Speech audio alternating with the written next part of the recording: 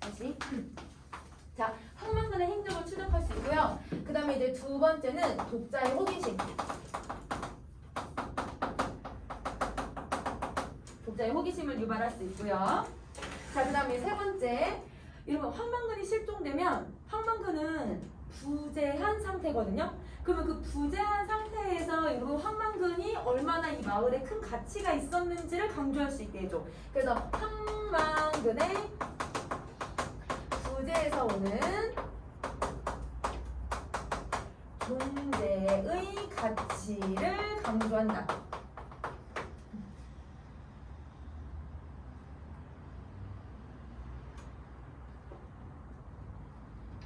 모의고사에 한번 이렇게 나온 적이 있어. 얘들아, 이 황망근이 이렇게 말했다가 수능 특강에 나온 적이 있어서 고3 모의고사에 여러분 이거를 딱 밑줄 긋고 디귿, 니은, 디귿 구절풀이 하는 문제 있잖아요. 그 문제에서 뭐라고 나오냐면 결말을 미리 제시하여 결말 미리 제시하여 인물의 행적을 찾게 한다. 이렇게 나왔거든? 근데 그게 오답이었어.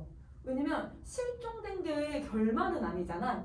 그래서 여러분 요거는 그냥 어떤 사건을 제시를 먼저 한 거지 여러분 이거는 결말을 제시하고 있는 게 아니기 때문에 그거는 좀 조심을 해야 될 것 같아요. 선택지 이런 게 나온 적이 있었어요. 자, 그 다음 다시 갑시다. 새벽에 혼자 경기를 타고 집을 나간 황망근은 새벽에 동그라미 표시해 주실래요? 새벽 동그라미. 자, 그 다음에 늘 들리를 나가면 돌아오는 시각인 저물역에 돌아오지 않았다. 여러분 저물역에도 동그라미 표시할게요. 자, 그 다음 술을 마시고 취하더라도 12시가 들락날락한 한밤이 됐으면 돌아왔는데 그게 아니었다. 한밤도 동그라미 표시를 하자. 자, 평생 가나로 외박한 뒤에 돌아왔던 그 시간 햇대에 닭이 울음을 그치는 아침이 되어도 돌아오지 않았다. 아침에도 동그라미 표시를 할게요. 자, 그러면 요거는 여러분 두 가지 기능을 가지고 있을 것 같아요. 시간이 요렇게 흘러가고 있다라고 하는 걸 보여줄 수 있는 기능이 있겠지? 그럼 첫 번째, 시간의 흐름을 보여줄 수도 있지만 두 번째, 황망근이 안 돌아온 게 이런 게 처음이다. 황망근의 부재를 계속 실종을 부각을 시키는 거야. 그래서 황망근의 부재나 실종을 부각시킨다. 이렇게 정리를 해주자. 황망근의 부재와 실종을 부각시킨다. 자, 그 다음 마을회관 앞에 황망근이 직접 심어놓은 등나무 덩굴 아래 여러분 등나무 덩굴은 황망근이 직접 심었잖아요. 황망근이 직접 한 행동들이 나오면 우리 이거 세모 표시를 합시다. 자, 여러분 행적들, 이 사람의 행적을 우리는 찾아야 되니까 자, 등나무 덩굴에다가 여러분 우리 세모 표시를 해주시고요. 자, 그 다음 직접 짠 평상에 사람들이 모여 앉았대요. 평상도 세모 표시를 할게요. 자, 선생님이 이제 지문 읽으면서 세모 표시를 할 건데 이 세모 표시들은 황망근 씨가 다른 사람들을 위해서 한 행동들이나 만든 것들이라고 생각을 해주면 될 것 같아. 그래서 이거는 황망근이 타인을 위해 만든 것 아니면 한 행동 이렇게 해서 정리를 하자. 황망근이 타인을 위해서 만든 것이나 한 행동들. 자, 그 다음에 여러분 먼저 입장이 입을 열어요. 망근인지 방근인지 여러분 망근인지 방근인지 밑줄 쫙 한번 그어주시고 자, 여러분 그 부분은 언어 유희를 쓰고 있는 거죠. 완전 아재 개그네. 여러분 말장난을 하는 거야. 근데 이 말장난의 의도는 이 황망근을 비하하려는 의도가 있는 거잖아요. 그래서 이거는 여러분 인물을 비하하는 의도로 들어간다. 자, 그러면 이렇게 비하하는 의도가 들어갔기 때문에 오히려 여러분 황망근을 비하하는 효과가 아니라 오히려 이 장이 더 나쁜 사람이라는 것을 알려주는 효과를 가질 것 같아. 그래서 여러분 이거는 이런 의도와는 달리 황망근 이 장의 성격을 제시해준다. 이렇게 정리를 해주자. 이 장의 성격을 제시한다.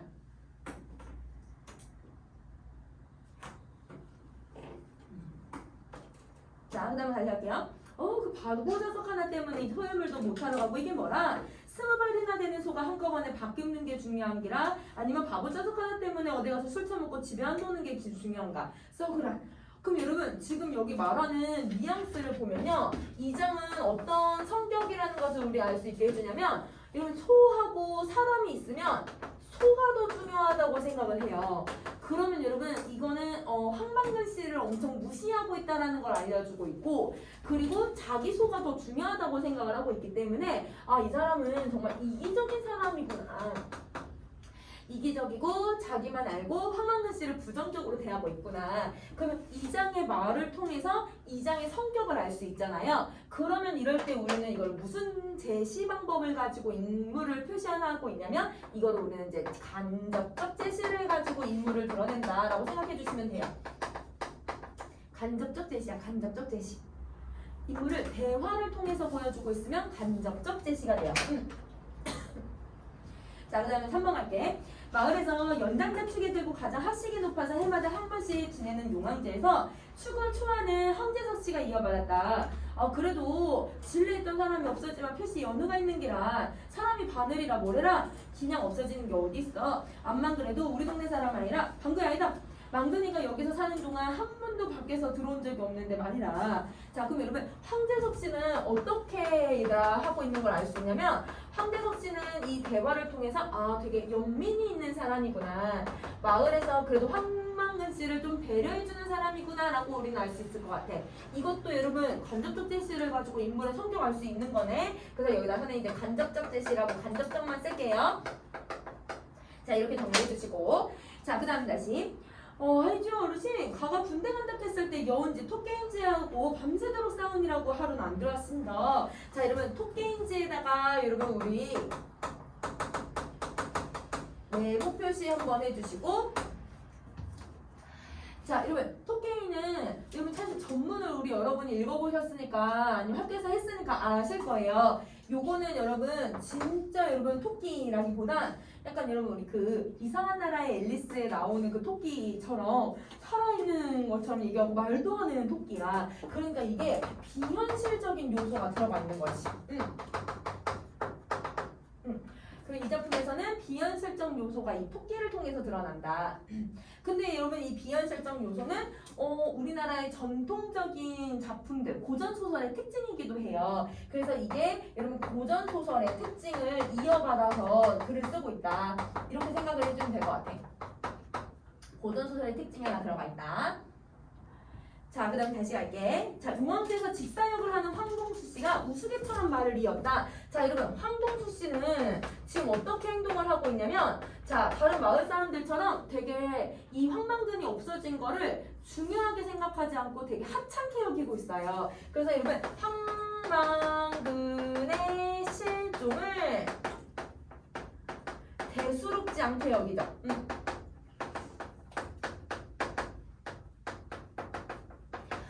그러면 이것도 이 사람의 대화를 통해서 드러나고 있으니까 아이고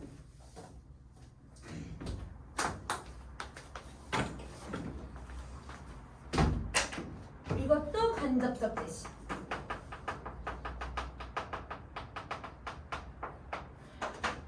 그러면 인물들을 대부분 다 간접적 제시를 통해서 보여주고 있잖아요.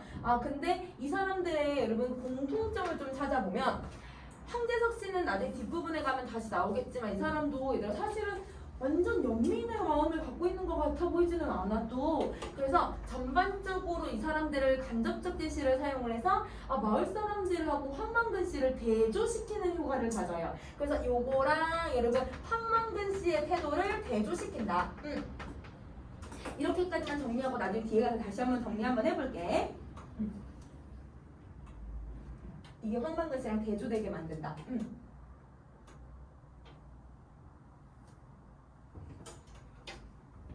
자, 그럼 다시 6번째 문장 2번째 갈게요. 아침밥을 먹기도 전에 황망근의 아들이 찾아와서 황망근이 집에 돌아오지 않다고 하길래 얼결에 사람들을 불러 모으게 역할을 하게 된 민 씨는 이 분위기가 이상하게 돌아간다고 생각하고 참견을 했다. 자, 여러분 여기서 민 씨는 여러분 이 작품에서 유일하게 이제 긍정적인 인물 중에 하나예요. 그래서 여러분 황망근 씨를 긍정적으로 바라보는 긍정적인 인물이고요.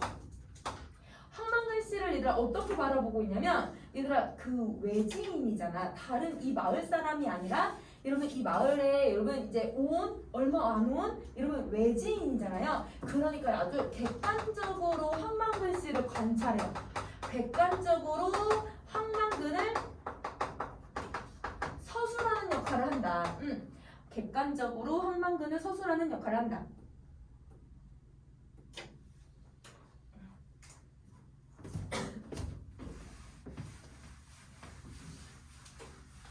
그럼 다시 한번 가볼게.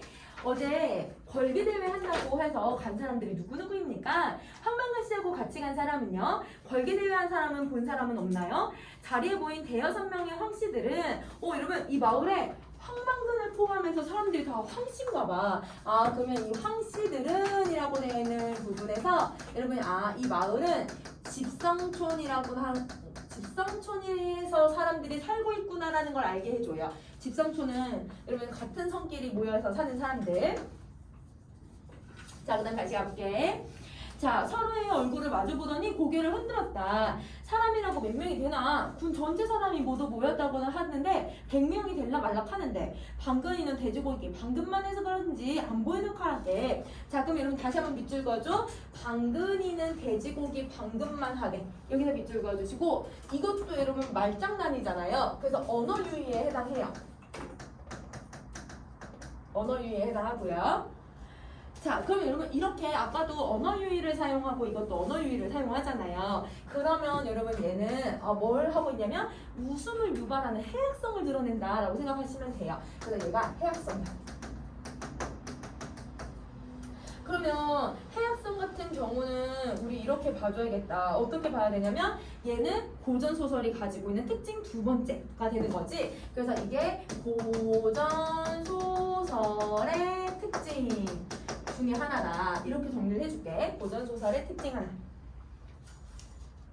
자, 그 다음 거 할게요. 이정은 계속 빈정거리듯이 말을 이어갔다. 민씨는 이정이 전날 걸기대 건날 황만근을 따로 불러서 말을 건넸던 것을 기억해냈다.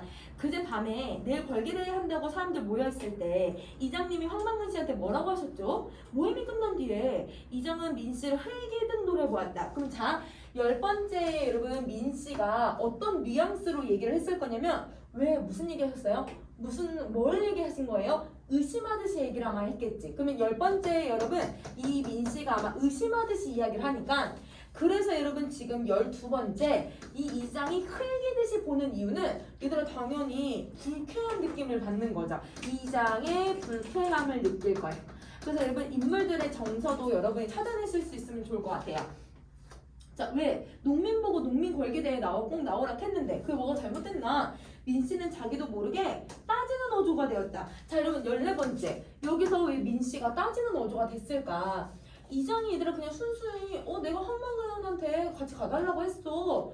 이렇게 하고 자기가 안 들어오니까 참 미안하다. 한번 알아볼까 봐. 이렇게 해야 되는 게 당연한 사람의 인지상정인데 그러더니 뭐가 잘못된대? 이런 식으로 적반하장으로 나오니까 얘들아 이게 민씨도 이제 내가 화가 나기 시작을 하는 거지. 그래서 여러분 이게 왜 그러냐면 이장의 적반하장적인 태도 때문에 이렇게 되고 있다라고 생각을 해주시면 될 것 같아요. 자, 이제 15번째. 군 전체가 모두 모여도 몇 명 안 되었다면서요. 그런 자리에 황만근 씨가 꼭 가야 합니까? 아니, 황만근 씨만 따로 가야 할 정도로 가야 하는 이유가 있으니까 따로 황만근 씨한테 부탁할 정도로 이 사람이 뭐라 하는 게라 이장이 동민에게 자, 여러분 밑줄 그어주세요. 농가, 부채, 탕감, 촉구, 전국 농민 총걸기대 밑줄 쫙 그어주자. 자, 여러분 그 밑줄 쫙 그으시면 이게 여러분 우리 이제 시대적 배경이 드러나는 거죠. 그래서 여러분 이게 시대적 배경을 알려주는 소재. 1990년대. IMF가 이제 있었고 이때는 여러분 이제 농민들도 그러니까 너무 많이 이제 빚을 많이 져다 보니까 살기가 되게 힘들었대. 그래서 그거를 얘들아 빚을 좀 탕감해줘라라고 하는 그 촉구를 한 거죠. 자, 그다음 다시 가자. 잘못을 하는 게 아니고요. 다른 사람들은 다 돌아왔는데 왜 황만근 씨만 못 돌아왔냐 이겁니다. 내가 안 와. 읍에 가보니까 장날이더라고. 보나마나 어디서 술 처먹고 주절로 앉아 있을게라. 백리길을 기문길을 타고 갔으니 시간도 많이 걸렸을 거고. 다른 사람들은 말은 없고 두 사람만이 공을 주고받는 꼴이 되었다. 얘들아 여기서 공을 주고받는 건 진짜 공을 핑퐁핑퐁핑퐁 이렇게 갖다 주는 건 아니겠지. 갈등이 심화되기 시작했다. 그래서 일단 공을 주고받았다. 이게 갈등의 심화죠. 갈등이 심화되었다. 자, 글쎄 그 자리에 황만근 씨만 경운기를 끌고 갔어야 했느냐 말입니다. 그것도 고장난 경운기를. 얘들아 밑줄 그을게요. 고장난 경운기를. 자, 고장난 경운기는 두 가지의 사실을 알려줄 것 같아요. 자, 첫 번째 어떤 사실을 알려줄 거냐면 황만근 씨는 경운기를 잘 고치는 그냥 손재주가 있었다라고 하는 거. 그래서 황만근의 손재주하고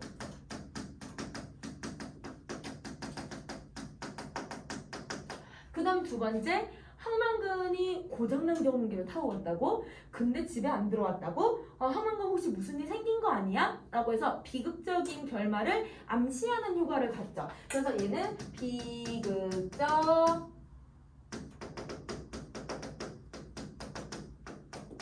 결말을 암시해주고 있다. 이렇게 정리해주면 될 것 같아. 비극적 결말을 암시한다. 자, 그 다음 다시 가볼게요. 21번. 기운기를 끌고 오라는 게 내 말인가? 투전방침이 그렇다 카이. 기운기도 그렇지 고장은 무슨 고장? 망근이가 그걸 하루 이틀 몰았나? 남들이 못 본다 뿐이지. 그럼 기계 잘 다루고 있다는 걸 드러내주고 있어요. 아니 그럼 이장님은 왜 경운기를 안 타고 트럭을 타고 가셔야 했나요? 이장님께서 솔선수범을 해야 다른 국민들도 따라할 텐데 거꾸로 되지 않았습니까? 아니 내사 민사무소 인원 점검하고 다른 이장들하고 의논도 해야 되고 얼마나 바쁜 사람인데 기운기를 타고 언제 가고 말고 자빠졌나? 다른 동네 이장들도 민수 앞에 가서 모여가지고 트럭 타고 가는 거를 진짜로 기운기 끌고 갔으면 군대에 늦어도 한참 늦었지. 군청에 갔는데 비가 와가지고 사람도 매일 없더만 소리만 몇 분 지르고 왔지. 군청까지 기운기를 탈 수가 갈 수나 있던가.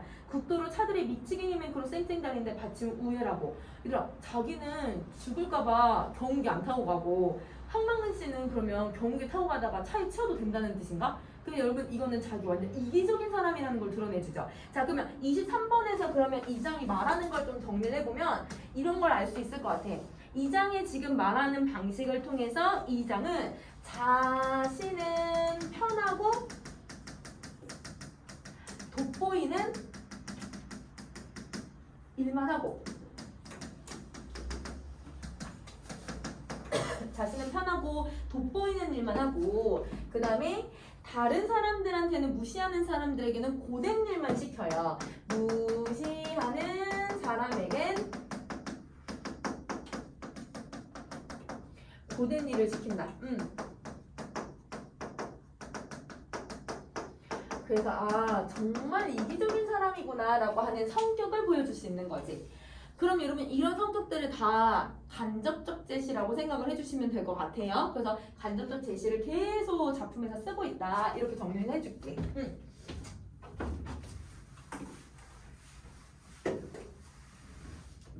자, 그럼 다시 가보자. 24번. 아니 그러니까 국도를 갈 때 여러 사람들이 한꺼번에 경운기를 여러 대 끌고 가자는 게 아니었습니까? 시위도 하고 의지도 보여준다면서요. 아이고 참 이렇게 얘기를 하네. 얘들아 허허나참이라고 하는 이 말에서는 민씨가 너무 어이가 없어가지고 답답한 상황을 얘기하겠죠. 민씨의 답답함이 어이가 없어. 자, 이 작품은 전지현 작가 시점임에도 불구하고 인물들의 성격을 여러분 보여준다기보다는 우리가 여러분 인물들의 성격을 좀 찾아내게끔 하는 서술 방식을 써요. 그래서 여러분이 이런 정서나 성격을 좀 찾아주시면 좋을 것 같아요. 자, 25번 갈게요. 아침부터 바쁜 사람 불러내놓더니 사람 말을 뭐 알아듣지도 못하고 엉뚱한 소리만 했어.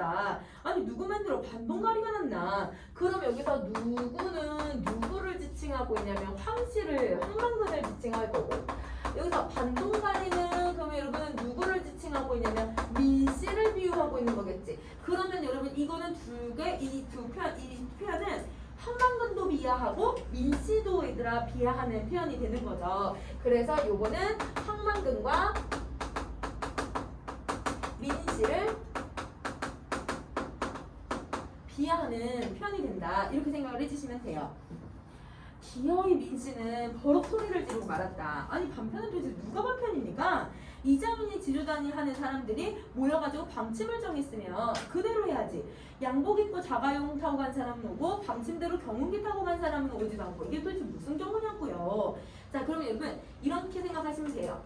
뭔가 얘들아 이 약속을 잘 지킨 사람은 오히려 손해를 보고 있고 약속을 어긴 사람들은 이익을 보고 있는 거잖아. 그러니까 얼마나 이 농촌에서도 사람들이 공동체 삶을 산다기보다는 자기 이익만을 위해서 살고 있다는지를 보여주고 있는 것 같아.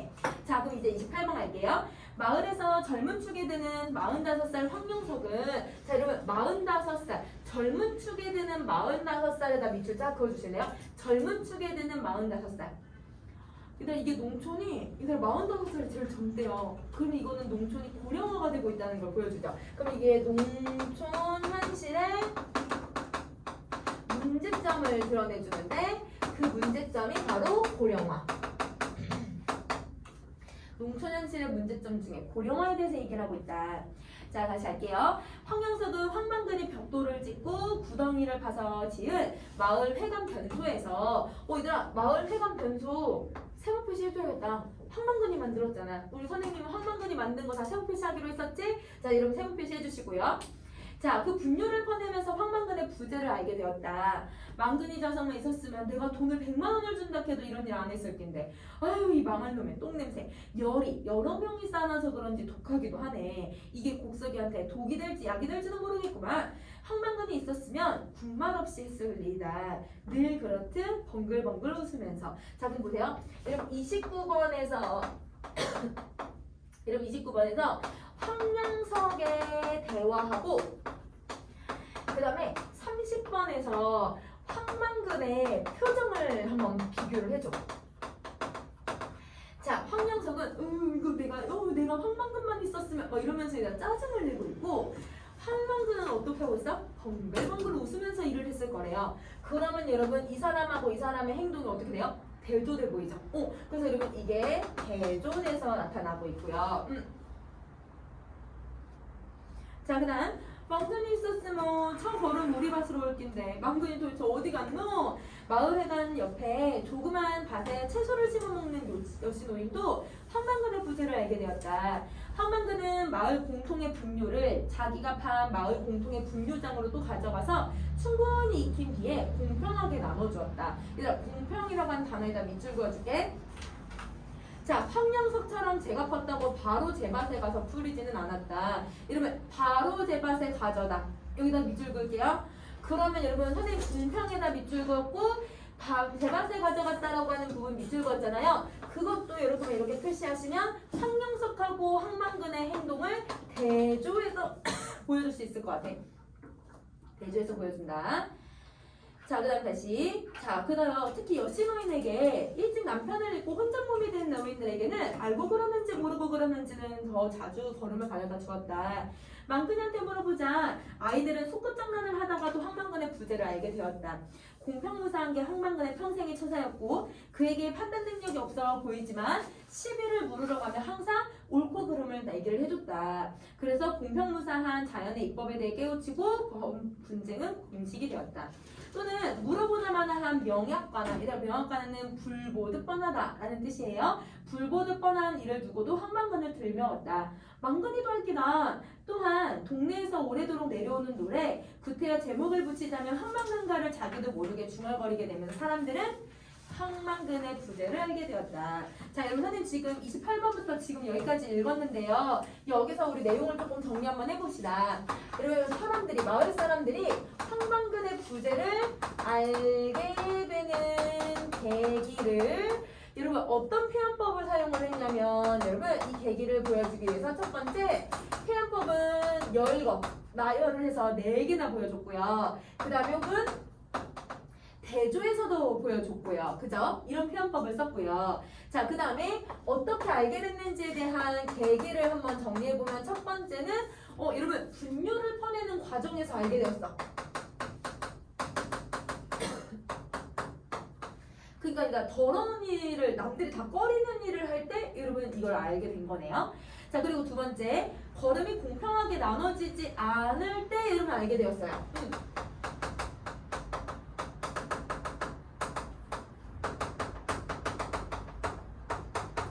자 걸음이 공평하게 나눠지지 않았을 때 이걸 알게 되었고요. 자 그다음 또 한 번 더 아이들이 시시비비를 가리기 위해서 찾아갔을 때도 알게 돼요. 그래서 아이들의 시비 가리기 여기서도 알게 되었고요. 자, 그 다음에 네 번째, 그 다음에 황망근가를 부르면서도 알게 돼요.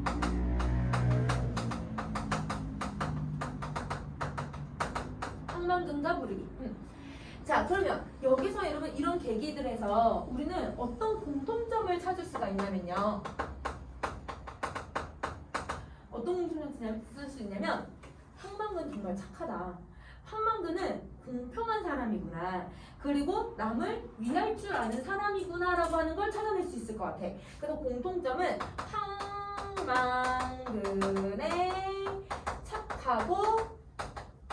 황망근에 착하고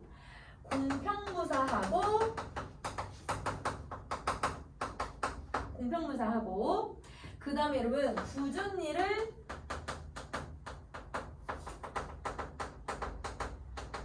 나서서 한다. 쉽게 말하면 다른 사람들을 위해서 살 줄 아는 사람이었다라는 걸 알 수 있게 해주네요. 그러면 이걸 가지고 어떤 효과를 만들어낼 수 있느냐.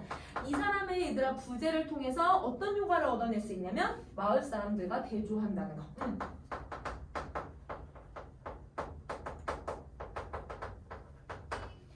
자, 마을 사람들과 대조가 되고요. 부재를 통해서 황망근의 여러분 성격도 알 수 있게 해주고요.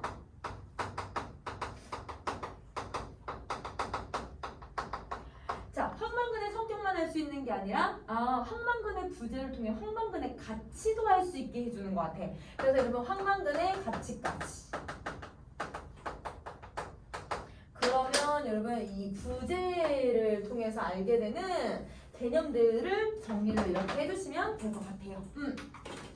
오케이. 자, 그럼 이렇게 정리하셨으면 우리 그 다음 이제 황망근가에 대해서도 한번 정리해보자. 자, 가볼게요. 자, 여러분 몇 번 볼 거냐면 여러분 우리 38번 한번 가보자. 황망근의 노래. 아니 황망근에 관한 노래는 이렇게 부른다. 맨 처음 황하고 단호하게 소리쳐서 주의를 끈 다음 한 박자를 쉬고 망근이라고 두 박자로 느릿하게 부른다. 이어서 백분, 찌번, 역금, 팔분, 두발이라고 빠르게 센다. 자 여러분 여기 이제 우린 전체 줄거리를 이제 나중에 볼 거니까 밑줄 좀 그어줘 얘들아. 백분, 찌번, 역금, 팔분, 두발이 밑줄 쫙 긋고요. 황망근의 발음을 그대로 노래로 만들었어요. 그래서 황망근의 발음을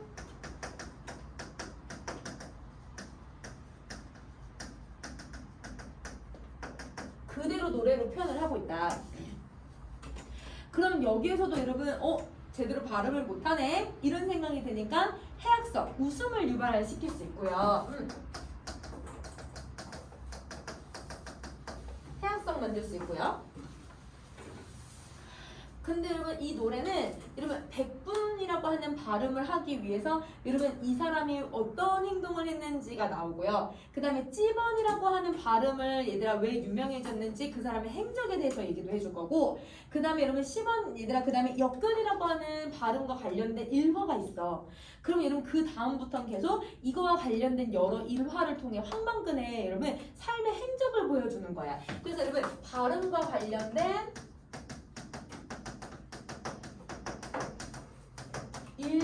일화를 제시하여 망근의 삶의 내력을 제시하는 효과를 갖는 거죠. 그래서 황망근가가 이 작품에서 무슨 역할을 하고 있냐면 황망근의 삶의 행적을 보여주고 있구나 이렇게 생각해 주시면 돼요.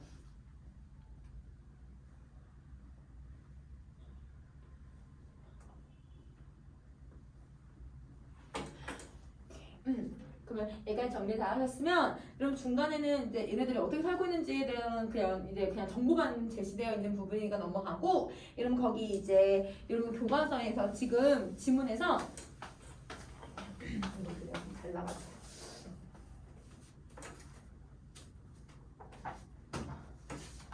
자 거기서 어디를 보냐면 얘들아 우리 자 중량이라고 되어 있는 부분 있잖아.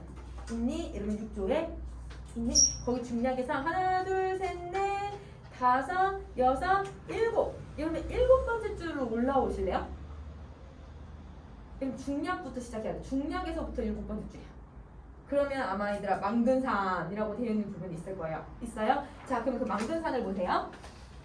여러분 이 망근산은 여러분 황망근의 이름이랑 똑같아요. 그래서 어머니가 학렬을 딸 수가 없어서 여러분 그냥 망근의 이름을 딴 건데 아까도 보이다. 아까 보면 황령서, 황제서, 얘들아 황동서 얘들아 다 뭔가 이 뒤에 학렬을 다 비슷하게 이름을 짓고 있었잖아요. 같이 여러분 학렬을 맞추는데 황망근은 그걸 맞춰줄 수 있는 사람이 없어서 엄마가 망근이라고 하는 이름을 붙였어. 그거의 의미를 한번 보자. 자 황망근의 의미.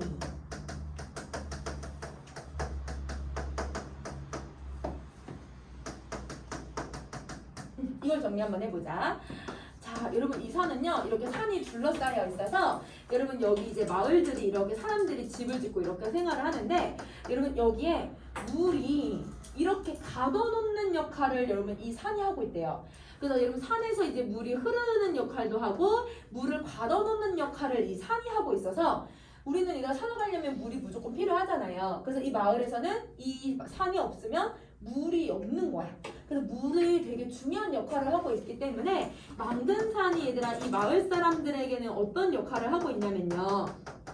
망근산은 여러분 사람들의 어떤 근원, 왜냐면 먹고 사는 거니까 여러분 마을 사람들의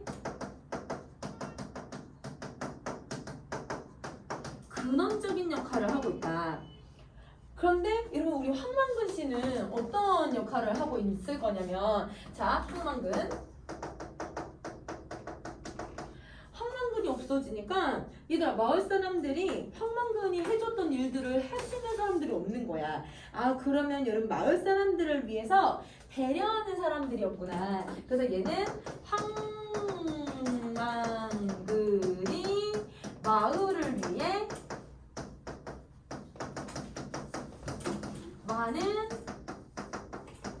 것을 베풀어요. 군말 없이 얘들아 사람들이 다 하기 싫어하는 일도 하고 군말 없이 마을에 뭔가 중요한 일이 있다고 하면 다 하고 그러면 여러분 이 망근산의 모습이나 황망근의 삶의 모습이나 이런 거의 비슷하다라고 생각을 하고 있는 거네. 아 그러면 이걸 통해서 산도 되게 마을에서 없으면 안 될 존재니 그럼 황망근도 마을에 없어서는 안 될 존재라는 걸 암시해 주는 거야. 그래서 이 의미는 황망근이 마을에서 없어서는 안 될 존재.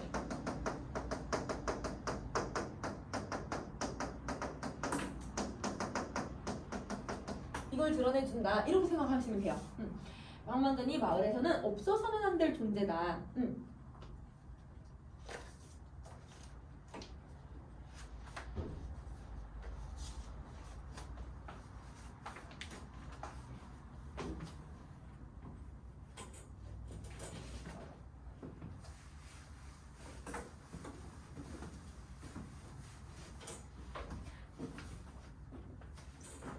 그러면 이제 40번도 한번 가볼게. 얘들아 40번은 어차피 얘들아 우리 그 엄마에게 효를 다하는 그런 모습이어서 여러분 선생님이랑 40번에서 얘들아 밑으로 조금 어디를 내려오냐면 밑에서 하나 둘 셋 넷 다섯 일곱 여덟 아홉 번째 줄 내려오시면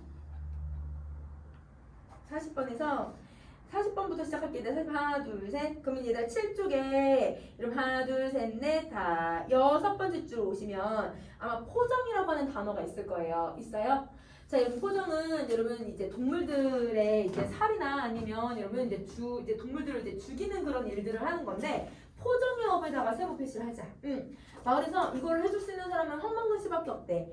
자, 그 다음에 스스로의 필요에 의해서 오래도록 자주 하다 보니까 어느새 전문가가 되었고 그는 그런 일을 해주고 온 고기를 뜨고 굽고 찌고 데치고 샀는데 이골이 났다. 어쩌다 그가 만든 음식에 숟가락을 대본 사람들은 이구동성으로 감탄을 하게 되었다. 그러고 나서는 남녀노소 막론하고 희한해 바보가 어떻게 이렇게 요리를 잘하지? 이렇게 얘기를 하고 있는 거 보면 사람들은 어떤 인식을 가지고 있냐면 황망근 씨에 대한 선입견을 가지고 있구나. 황망근 씨에 대한 선입견을 보여주고 있다. 자, 그 다음 다시 할게요. 자, 그리고는 그래서 그 말을 덧붙이지 않은 걸 잊지 않았다. 그는 만들어져 있는 조미료는 몰랐지만 재료가 가지고 있는 맛을 흠뻑 우려내서 조화를 시킬 줄 아는 사람이었다. 자, 황망근은 또한 책에 나오는 얘는 몰라도 염습은 얘들아 시체 닦는 일을 얘기를 해. 그래서 그것도 황망근 씨가 하는 일이래요. 세모 표시합시다. 산역은 이러면 사람을 이제 시체를 이제 얘들아 그 산에다 묻는 일을 얘기를 해. 그럼 산역도 세모 표시하고요. 남이 꺼리는 일에는 누구보다 앞장을 섰고 동네 사람들도 서슴없이 그런 일을 시켰다. 똥구덩이를 파고 여기다 똥구덩이 세모 표시하시고 우리를 지었대요. 우리 세모 표시. 벽돌을 찍는 일 세모 표시하시고 황망근이 동네 사람 누구보다 많이 했다. 자, 마을길 풀닦기 세모 표시, 도랑 청소 세모 표시, 공동우물 청소 세모 표시, 용왕제에 쓸 돼지에게 산채를 묶어서 내다가 싫다고 요동질하는 돼지에게 떼떼옷 입히기, 얘들아 떼떼옷 입히기 세모 표시. 세계적으로 유래가 드문 일에는 그가 최고의 전문가였다. 동네 일, 남의 일, 굳은 일, 언제나 그가 있었다. 다 그런 일에는 항상 대가가 없거나 동네 일인 경우, 반값이거나 혼자 일하는 경우, 제값이면 경운기랑 할 때 그럼 공지사가 따랐다. 얘들아 이거는 공지사가 아니지. 이거는 부당한 대우잖아. 그치? 자, 그러면 여기 이제 정리 한번 해보자. 자, 우리 지금 세모 표시한 게 이제 거의 다 나왔거든요. 그럼 이제 세모 표시를 정리 한번 해볼게요. 세모 표시라는 걸 통해서 우리는 어떤 걸 알 수 있냐면 황망근의 이타적인 성격을 알 수 있을 거 같아. 황망근의 이타적인 성격을 알 수 있게 해주고요. 그리고 얘들아 이걸 통해서 항상 굳은 일에 앞장서는 모습을 보여주고 있는데요. 이게 바로 여러분 전통적인 농촌에서의 사람들의 모습이야. 그럼 여러분 전통적으로 있는 사람들은 뭔가 일단 농번기 때나 마을 일이 한다고 하면 사람들이 다 같이 열심히 일을 했거든요. 근데 이제는 황망근 씨만 그런 일을 하고 있네요. 그래서 황망근은 전통적이고 이타적인 성격을 가지고 있는데 그거와는 달리 마을 사람들이 황망근 씨한테 얘들아 돈을 지급하는 것을 봐봐. 얘들아 임금을 주는 거 봐봐. 마을 사람들이 임금을 주는 경우를 보시면요, 이거는 아주 이기적이죠. 자기네가 돈을 아끼려고. 그래서 여러분 이걸 통해서 이 사람들은 이기적인 사람들이구나. 그리고 더 나아가서 얘들아 돈을 가지고 이렇게 하니까 자본주의적인 모습을 가지고 있구나. 그리고 농촌에서는 이런 사람들이 공동체 삶을 사는 게 아니라 아주 약삭빠르게 이해타산적으로 계산하고 있구나. 그래서 여러분 이게 마을 사람들이 임금을 주는 모습을 통해서 농촌이 더 이상 공동체의 삶을 중시 여기는 그런 모습이 아니다라고 얘기를 할 수 있죠. 그러면 여러분 이런 것을 통해서 이 마을 사람들 아까 앞에서 황망근 씨랑 대조되는 거랑 이거랑 뭐가 되냐면 이 마을 사람들이 비판의 대상이구나라는 걸 알 수 있게 해줄 것 같아. 그래서 이 마을 사람들은 얘들아 비판의 대상이야. 자, 비판의 대상이면 여러분 비판하네? 그럼 이런 걸 우리는 뭐라고 하냐면 풍자라고 하잖아요. 그죠? 풍자. 그럼 얘들아 풍자는 이것도 해악이랑 비슷하잖아. 그럼 풍자도 여러분 고전소설이 가지고 있는 특징 중에 하나라고 생각하시면 돼요. 그래서 이것도 고전소설의 특징 중에 하나다. 이렇게 정리를 할게. 고전소설의 특징 중에 하나다.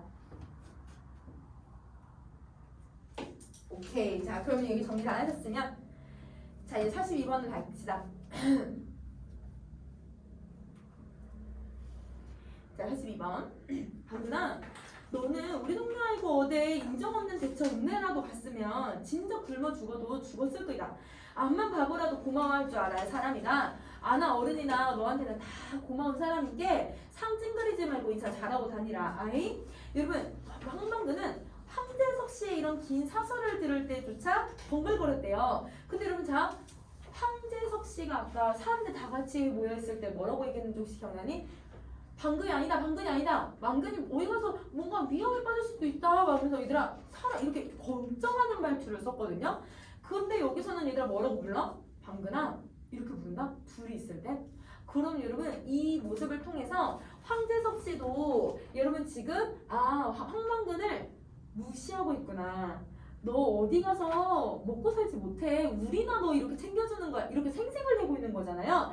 그러면 황재석 씨도 황망근을 무시하고 그 다음 황망근 씨한테 이다 생색을 내고 있고 그러면서도 약간 연민하는 모습을 통해서 선생님은 여러분 황재석 씨가 좀 배운 사람이라고 하니까 선생님은 다른 사람들이 다 있으니까 여러분 걱정해주는 척했다고 생각이 들거든요. 선생님은 근데 여러분 여기서는 그냥 우리가 딱 그냥 보여지는 대로 좀 한번 해석을 했다면 아마 얘들아 그냥 연민의 마음도 갖고 무시할 땐 또 무시도 하고 이렇게 했던 것 같아. 그러면 마을 사람들은 전반적으로 황망근을 무시했다 이렇게 생각해 주시면 될 것 같아요.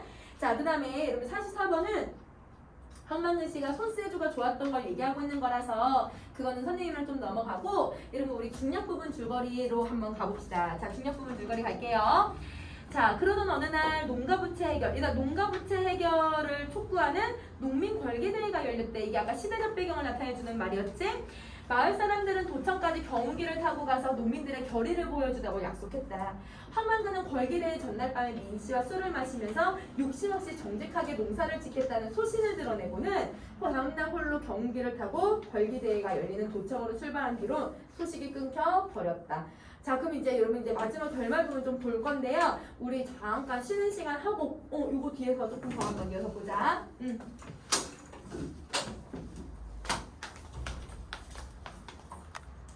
자 여러분 45번부터 시작할게요. 자 일주일 뒤에 황망근은 돌아왔다. 여기 다시 밑줄 쫙 그어주시고 45번에 밑줄 그어주고 자 여러분 일주일 뒤에 황망근이 돌아왔대. 그럼 이게 여러분 이제 황망근의 얘들아 뭘 보여주는 거냐면 죽음 결말을 보여주는 게 아니야. 이것도 여러분 실종 사건에 대한 결말일 뿐이지 죽음을 얘기하고 있는 게 아니잖아요. 그래서 여러분 얘도 실종 사건의 결론을 제시했지. 얘들아 그 마지막 작품의 결말을 얘기하고 있는 건 아니야.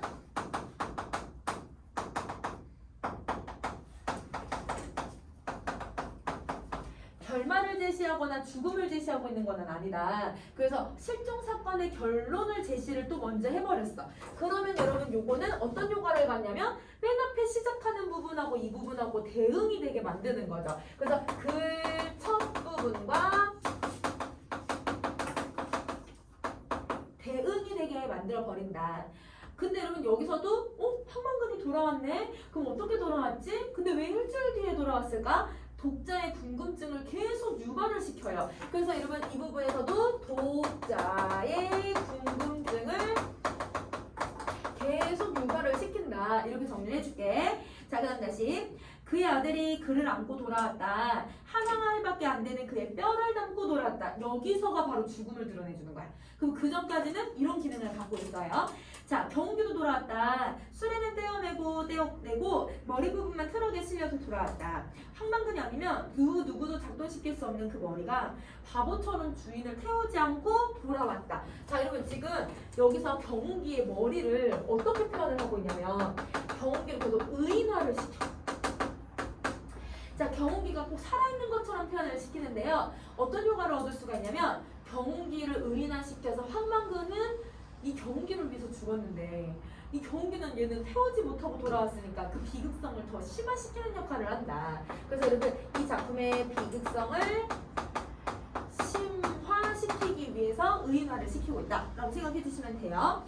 자 46번 황망근 황선생 여기다 밑줄 쫙 꺼주자. 여러분 46번에 황망근 황선생 밑줄 그어주고 그러면 여러분 얘는 호칭을 지금 변화를 주고 있잖아요. 그럼 자, 여기서 호칭 변화를 통해서 우리가 얻을 수 있는 효과 하나 정리해보자. 첫 번째, 황망근 씨를 여러분 높게 평가하는 거예요. 그래서 여러분 황망근을 높게 평가를 하고요. 그 높게 평가하는 게 바로 여러분 예찬하는 태도이기 때문이에요. 칭찬하는 태도를 가지고 있고요.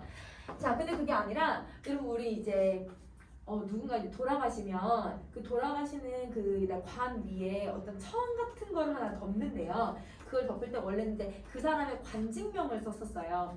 근데 이제 관직이 얘들아 뭐 요즘 뭐 관직이 있는 게 아니잖아. 그래서 그 죽으면 사람들한테 대부분 이제 선생이라고 하는 이름을 높여서 표현을 해. 그러니까 거기 이제 죽을 때 어디 이렇게 쭉 이렇게 무슨 천조가리에다가 그 사람 이름을 쓰고 그 사람의 뭐 어떤 태어난 시막 그 뒤에 누구누구 선생이라고 써놓거든. 그 선생이라고 표현을 하고 있는 건 죽은 사람을 애도하기 위한 표현이다 라고 생각해도 되겠지. 그래서 여러분 죽은 이를 애도하는 표현이다. 애도, 추모의 의도를 가지고 있다. 이렇게 정리할게요. 애도, 추모의 의도를 갖는다. 자, 그럼 다시 가보자. 어리석게 태어났는지는 모르지만 해가 가면서 차츰 신지, 하늘이 내려주신 지혜를 가지고 돌아왔고, 하늘이 착한 사람을 따뜻이 덮어주고 땅이 은혜롭게 불의를 내어서 알껍질을 까주었다. 그래서 후년에는 누구보다도 지혜로웠다. 여러분, 지혜랑 지식은 다르지. 지식은 여러분 내가 정보를 많이 아는 거고, 지혜는 내가 살아가면서 내가 편안하게 살아가고 내가 좀 영리하게 살아갈 수 있도록 얻게 되는 내 일상의 경험들이야. 그러니까 그 경험들을 많이 했으니까 그래서 지혜로웠다라고 설명하는 거죠. 그는 누구에게도 해를 끼치지 않았듯 그 지혜로 어떤 수고로운 가르침도 함부로 남기지 않았다. 스스로 땅의 자손을 자체해서 늘 부지런하고 근면했고, 나는 사람들은 빚만 남는 농사, 일단 빚만 남는 농사에다가 밑줄 긋고, 이것도 여러분 당시 농촌의 모습이죠.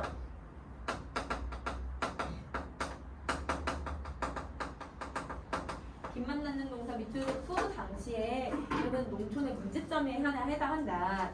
자, 그래서 공연이 뼈를 상한다고 했지만 개의치 않았다. 사람 사이에 어려움이 있으면 언제나 함께했고, 공연은 자신보다 남을 세워서 뒷사람을 놀라게 했다. 하늘이 내린 효자고 평생 어머니를 봉양하면서 극진했고, 아들에게는 따뜻하고 이해심이 넘치는 아버지였다. 여러분 지금 어떻게 하냐면 황망근을 계속 칭찬하듯이 얘기를 하고 있죠. 그래서 계속 예찬하면서 이야기를 하고 있어요. 자, 그럼 다시 갑시다. 자, 선생은 천성이 술을 좋아했는데 사람들은 선생이 가난한 게 술 때문이라고 했다. 선생은 어느 농사꾼보다도 부지런했고 농사진 일이 이거 있었다. 문중 땅과 나이가 들어서 농사가 힘에 부친 사람들의 땅을 빌려서 농사를 지었고, 농사를 지어서 땅에게 억지로 빼앗고, 얘들 억지로 빼앗는다는 건 내가 막 농약을 너무 많이 쳐서 그 땅을 상하게 하면서 막 인위적인 화학적인 제품을 써가지고 막 땅을 상하게 하면서까지 막 욕심내면서 많이 농사를 지은 것도 아니고, 그 다음에 여러분 또 남으면 술을 빚어서 가벼운 기운은 하늘에게 바치고, 그러니까 얘들아 내가 농사를 짓고 뭔가 남으면 그걸 술을 빚어가지고 그걸 얘들아 자기도 마시고 그 다음에 하늘에도 얘들아 이렇게 제사를 지내듯이 뿌려도 주고, 그래서 무거운 기운은 땅에게도 돌려주었다. 그러므로 선생은 술로 나간 게 아니라 술의 물감으로 인생을 그려나간 것이었다. 이따 다시 밑줄 하나 더 볼게. 술의 물감으로 인생을 그려나간 것이다. 여기 밑줄 자. 이번 되게 멋있지 않니? 술을 통해서 여러분 인생을 그려간다는 건 이 사람의 인생은 얘들아 아까 어땠어요? 지혜를 계속 얻어나갔잖아요. 그쵸? 그래서 여러분 술을 통해서 세상의 이치를 깨우쳤다라는 표현이야. 그럼 이 말의 의미는 술을 통해 내가 가난해지고 술을 통해서 망한 게 아니라 술을 통해 세상의 이치와 인생을 살아갈 의지를 얻어냈다. 이런 뜻이에요. 그래서 인생을 어떻게 살아가야 될까? 내가 술을 마시면서 세상이라는 건 뭘까? 이런 것을 황망근 씨는 배웠다. 이렇게 얘기를 하는 거지. 그러니까 되게 얘들아 술 좋아한 거를 잘 포장해 준 거야. 술을 좋아하는 거를 되게 그럴싸하게 표현을 한 거죠.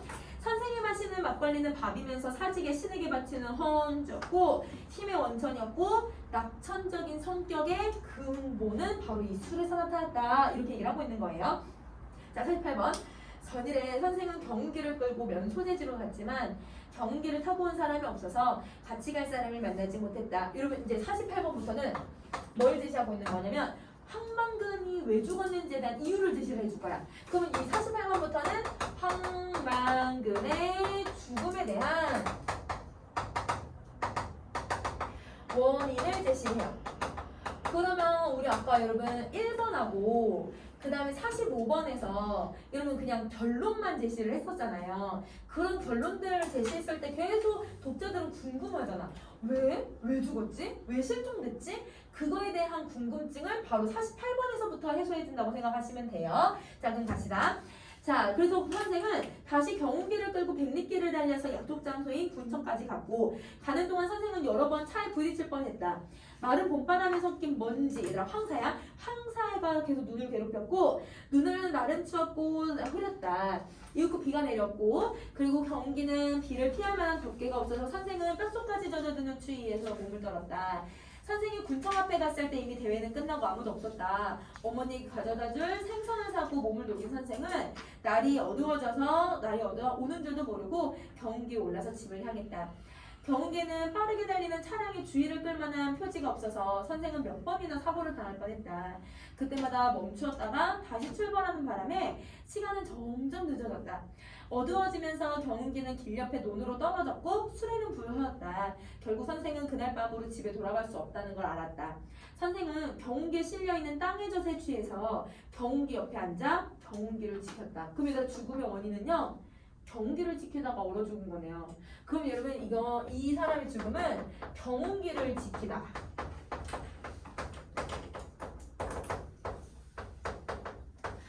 경운기를 지키다가 죽었는데 얘들아 경운기는 황망근 씨를 지켜주지 못한 거잖아. 아까 얘들아 황망근 씨를 태우고 돌아오지 못했다라고 표현을 했잖아. 의인화를 시켰잖아.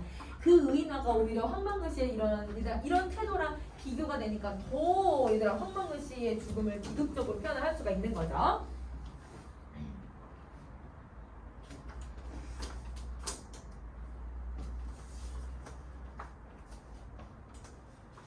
그럼 다시 가볼게. 자, 그래서 경운기는 선생을 지켜주지 못했다. 추위와 졸음으로부터 선생을 지켜주지 못했고 선생이 좀 더 살았더라면 난세의 호구염에 그늘의 덕을 널리 베푸는 그런 큰 나무가 됐을 거다. 더 이타적인 사람이 됐을 거다. 이렇게 얘기를 하는 거죠. 어느 누구도 알아주지 못하고 아니하고 감탄하지 않는 삶이었지만 선생은 기있고 그윽한 경지를 이루었다.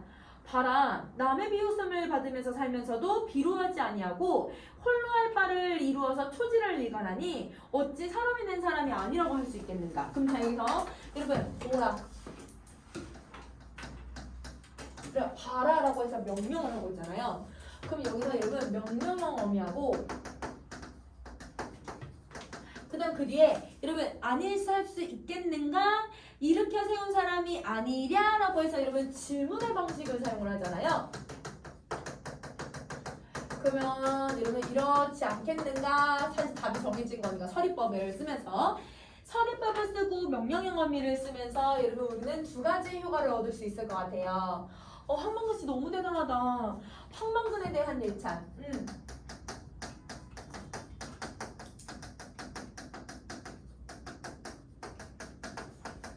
이것도 있지만 봐라 황망근은 저렇게 사는데 너네는 왜 그러니? 일단 이 마을 사람들한테 황망근은 저런데 너네는 왜 그렇게 살아? 이런 비판의 의도도 있겠지. 그래서 여러분 마을 사람들에 대한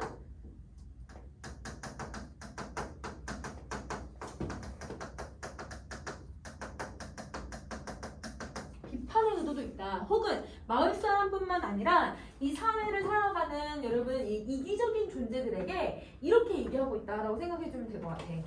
그럼 자 여러분 우리 슬픔이 기쁨에게를 한번 비교 한번 해볼까? 슬픔이 기쁨에게에서 얘들아 슬픔이가 여러분 기쁨이한테 어떻게 해요 여러분? 내가 너를 기다려주겠다 이렇게 얘기하잖아요. 근데 거기서는 이 기다려주겠다라고는 하고는 있지만 여기서는 대놓고 얘들아 비판의 의도가 좀 더 강하지. 그러면 이 이타적인 사람, 이기적인 사람들한테 어떻게 해라 막 이렇게 하는 거는 없어요. 그쵸? 그러니까 조금 차이는 있네요. 자 그럼 다시 가자. 50번 단기 4330년 5월 20일. 그럼 여러분 이게 이제 1997년 5월 20일 이 작품을 쓰는 게 된 거, 이 묘비명을 쓰게 된 거고요. 근데 이 묘비에다 쓰일 묘비명이지만 천지를 대영혼의 집으로 삼은 선생인지라 아무 쓸모도 없는 이 글을 쇳더말로 귀농했다가 이룬 것이 없어서 다시 도시로 흘러가며 남해인 민순정이 엎드려 쓴다. 그럼 여러분 묘비명 네모 표시해 주시고 묘비명의 의미 정리 한번 해봅시다. 자 여러분 묘비명은 죽은 사람을 기리는 용도죠. 그래서 여러분 죽은 사람을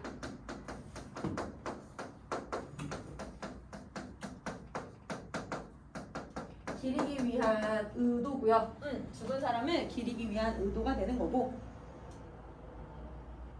그리고 이 묘비명을 쓰면서 어떤 걸 하냐면 이 사람이 왜 죽었는지도 보여주는 거잖아. 그러니까 여러분 죽음의 원인을 제시하고 있다. 본문에 없는 행적을 제시하고 있다. 본문에 없는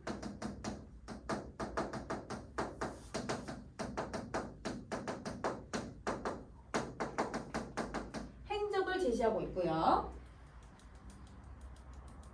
자, 그 다음에 민씨의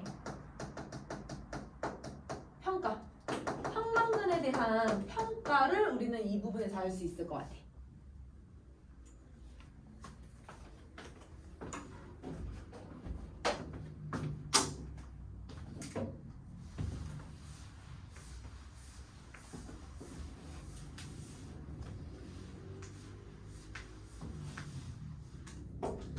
자, 그러면 여러분 여기서 선생님이랑 두 개만 더 정리하고 빈칸 채워볼게. 자, 여러분 우리 비판의 대상이 누군지를 한번 정리해 볼 건데요.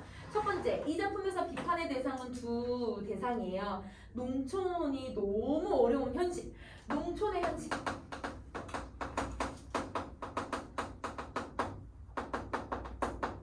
이거와 농촌의 어려운 현실과 그리고 이기적인 현대인들.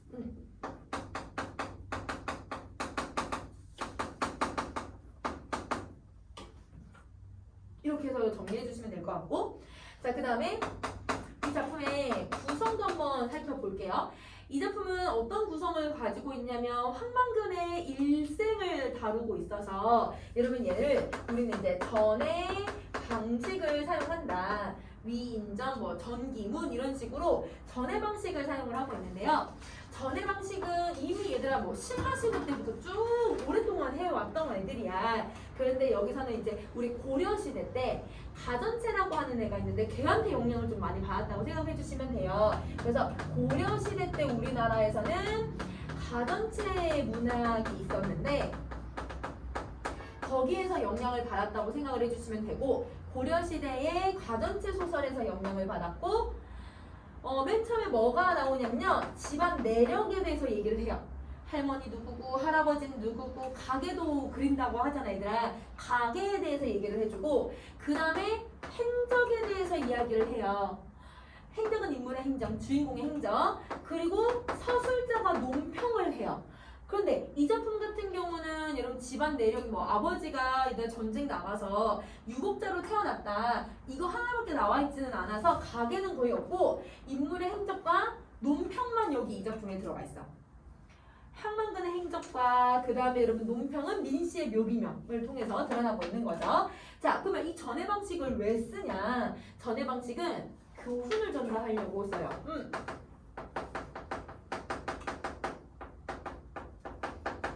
그러면 교훈을 전달하기 위해서는 얘들아 두 사람을 제시할 수 있겠다. 정말 얘들아 본받을 사람, 아니면 본받지 말아야 될 사람. 그럼 얘들아 본받을 사람은 나 저 사람처럼 돼야지 이렇게 생각하는 거고, 완전 얘들 나쁜 사람을 제시해서 나 저 사람처럼 하면 안 되겠다 이렇게 생각을 해주면 되겠죠. 그래서 여러분 이런 의도를 가지고 있는데, 그러면 이 구성이랑 같이 연결해서 플러스 뭘 더 정리 한번 해보냐면 제목의 의미를 한번 생각을 해볼래?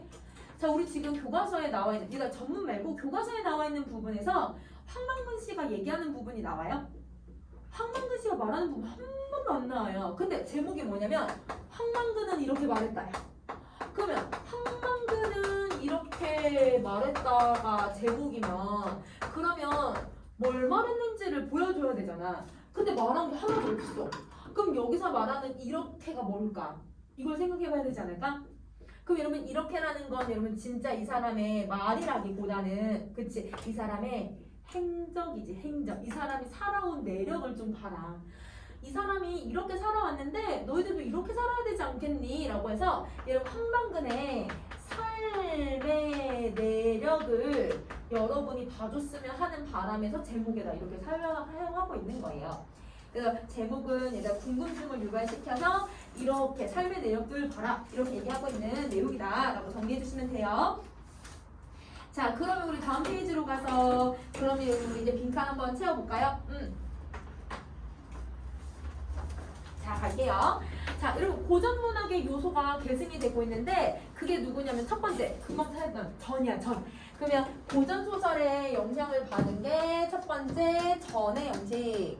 자 그러면 일대기를 사람들의 일대기를 다루고요. 그에 대한 논평을 제시하고요. 그리고 마지막에 싣는 이걸 싣는 전통의 전의 형식을 그대로 반영한 건 아니고 현대적으로 조금 변형을 시켜놨어. 그래서 전의 형식을 변형시켜 제시하고 있다. 이렇게 정리를 해줄게. 자, 그 다음에 두 번째는요. 아까 토끼에 나왔던 비현실적 요소. 비현실적 요소를 얘기한다. 자, 그 다음에 세 번째는 해악과 풍자. 해악과 풍자. 자, 그래서 황망근의 우스꽝스러운 행동과 혀짧은 말투를 생생하게 표현하면서 황망근의 모습에서 해악을 드러내요. 그러니까 해악은 거의 대부분 황망근의 태도에서 좀 많이 드러나고요. 그리고 황망근과 대조되는 이웃들을 대상으로 해서 이기적인 행동들을 보여주고 그 이기적인 행동들을 비판하는 풍자를 사용한다. 이렇게 정리해 주시면 될 것 같아요. 이기적인 농촌을 풍자한다. 인물은 여러분들 다시 한번 읽어보시면 될 것 같고 자 이제 묘비명의 기능 갈게요. 3번 민씨가 쓴 황망근의 묘비명에는 황망근의 실종과 황망근의 죽음의 과정을 잘 제시해주고 있고요. 그래서 독자가 궁금증을 해소할 수 있게 도와줘요. 자 또한 민씨는 묘비명을 통해서 황망근의 죽음을 어떻게 하냐면 추모하는 거지. 일단 추모라고 해도 되고 애도라고 해도 상관없어. 자 추모하고 애도하고요. 그에 대해서 아주 긍정적인 평가를 해요. 자 긍정적인 평가를 제시해서 농촌의 공동체 붕괴와 현대의 이기주의를 당연히 비판하겠죠. 그래서 아까 봐라라고 하는 부분에 선생님 저 두 가지 태도를 찾으라고 했던 게 바로 이것 때문이야. 자 이제 4번 갈게. 자, 농가, 부채, 탐감, 촉구, 전국 농민 총 걸개 대회는요. 여러분 IMF 때를 얘기를 해요. 그러니까 여러분 선생님은 IMF 때를 이제 언제나 선생님 초등학교 때 이제 한번 이제 우리는 이제 겪어 봤는데 맨날 금모기 운동 그래서 여러분 학교에서도 했어. 그 막 금모기 운동이나 아니면 그 집에서 금 갖고 오라고 하는 경우도 있었고, 그 아니면 이제 저금통에 있는 돈들 가지고 오면 그거 얘들아 나라에 갖다 주기도 하고 뭐 이렇게 했었거든요. 그래서 그게 선생님 어렸을 때는 선생님 어렸을 때 양손에 얘들아 그 돌반지 돌사진 보면 양손에 얘들아 금반지가 다 껴있어 있거든. 지금 하나도 없어. 그때 엄마가 다 냈어. 그래서 여러분 그런 금모기 운동하는 거 보면 아 진짜 살기 힘들었구나. 나라 전체가 힘드니까 당연히 농민들도 살기 힘들 수밖에 없지. 그 IMF에 대한 이야기를 하고 있는 거고요. 그 이후에 한국 경제가 전체적으로 위기를 겪으면서 농가 역시 빚이 많아져서 생활이 어려워졌고 농가 부채 문제를 해결하기 위해 농민들이 집성한 이 결성한 집회로 당시 농촌의 현실과 농민들의 아주 절박한 상황을 잘 드러내주고 있다. 이렇게 정리해주면 될 것 같아. 자, 그럼 2장의 성격 가볼게. 2장은 자기의 이익만 추구하는 이기적인 인물이에요. 그래서 여러분 이기적이라고 써주시고, 자, 2장과는 대조적으로 정의롭고 합리적인 민씨와 그리고 착한 황망근의 성격을 보여주지. 착이라고 쓰면 될 것 같아. 자, 그럼 이제 핵심 정리 가자. 자, 핵심 정리 이런 시점이 무슨 시점이에요? 이거 전지적 작가 시점이죠. 그 전지적 작가 시점이라고 써주시고. 근데 이제 부분적으로는 민씨의 입장이 좀 두드러지게 나타나요. 자, 그 다음에 주제 부채로 얼룩진 농촌 현실에 대한 고발을 하고 있는 거지. 그러니까 현실을 고발하고 현실의 문제점을 드러낸다. 이렇게 생각하시면 돼요.